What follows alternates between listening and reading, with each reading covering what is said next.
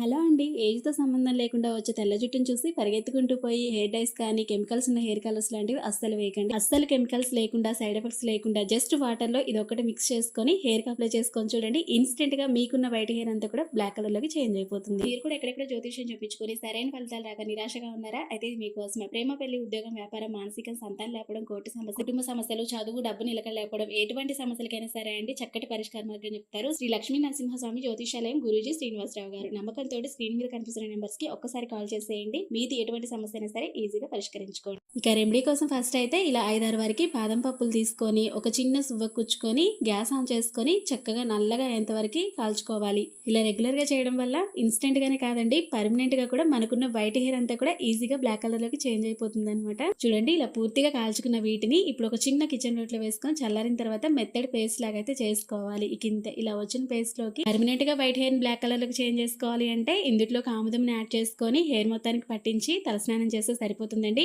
Instant గా ఎక్కడికైనా వెళ్ళాలి, బ్లాక్ కలర్ లోకి చేంజ్ చేసుకోవాలి అంటే ఇలా వాటర్ యాడ్ చేసుకొని లిక్విడ్ లాగా తయారు చేసుకొని ఎక్కడైతే మనకి వైట్ హెయిర్ ఉంటుందో ఆ ప్లేస్ అంతా అప్లై చేసుకొని అలా వదిలేస్తే సరిపోతుంది అనమాట.